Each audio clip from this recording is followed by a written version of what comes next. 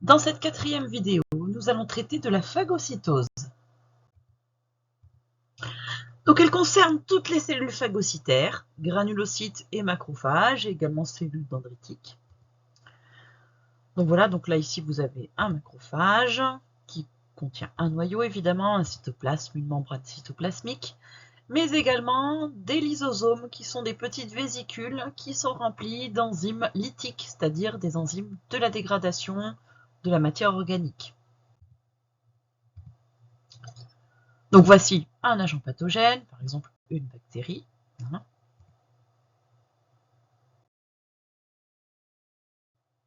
Notre phagocyte va s'approcher de la bactérie et va détecter si ça fait partie du soi ou du non-soi.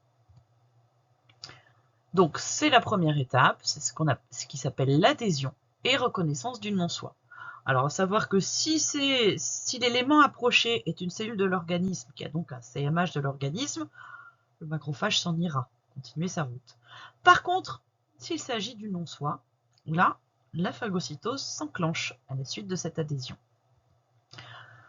Donc ici, les récepteurs PRR, c'est eux qui vont détecter le non-soi, c'est-à-dire qui vont déclencher le mécanisme pour tout ce qui n'est pas le CMH de l'organisme. À savoir que là, notre bactérie, elle a des antigènes qui ne sont pas du tout le CMH de l'organisme, donc évidemment la réaction va se poursuivre.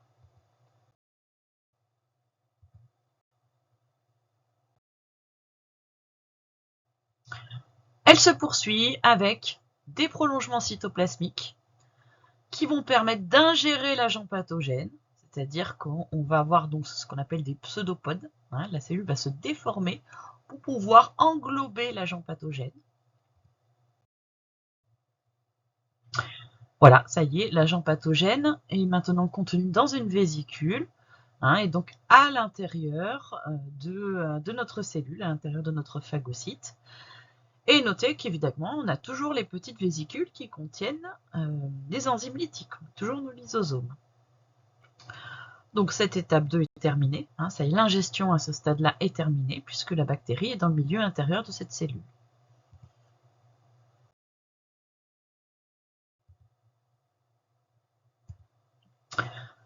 Ensuite, la vacuole phagocytaire, puisque c'est comme ça qu'on l'appelle, va fusionner avec un lysosome.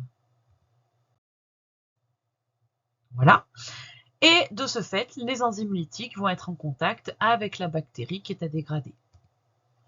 C'est ce qu'on appelle la digestion par les enzymes lytiques. Et c'est notre quatrième étape, bien évidemment. Ça y est, notre bactérie est complètement dégradée, on retrouve ses constituants, mais évidemment en pièces détachées, ça va de soi. À ce moment-là, elle ne constitue plus un danger, et donc il ne reste plus qu'à excréter tous ces différents morceaux.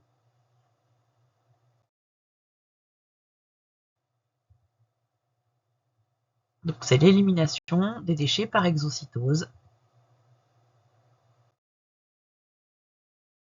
Voilà. Et à ce stade-là, la phagocytose est terminée, puisque ça y est, on a dégradé une bactérie.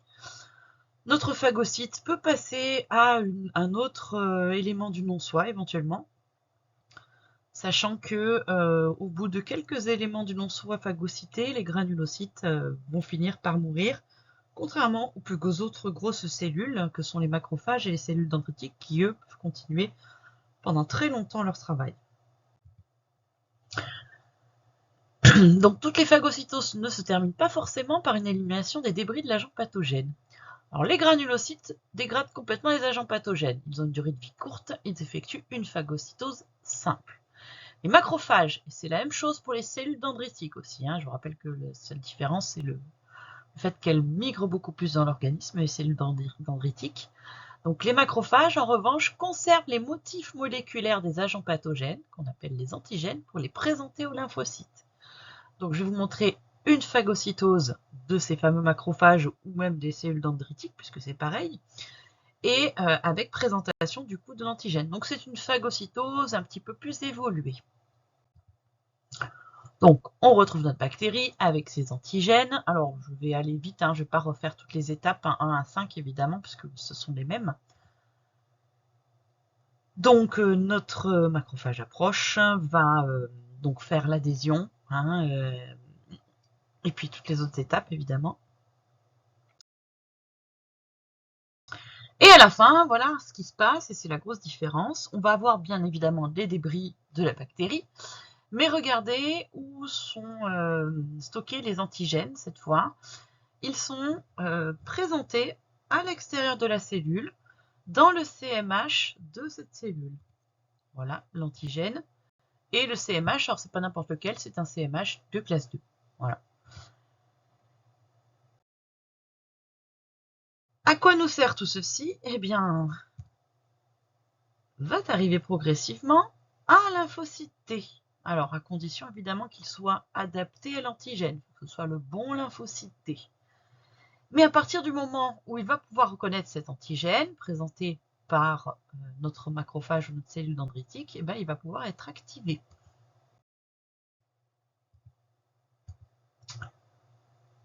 Donc voilà, à partir du moment où cette reconnaissance est faite, il est dit activer ce lymphocyte T. Le macrophage est donc une cellule présentatrice d'antigènes, une CPA, qui permet le déclenchement de la réponse immunitaire adaptative.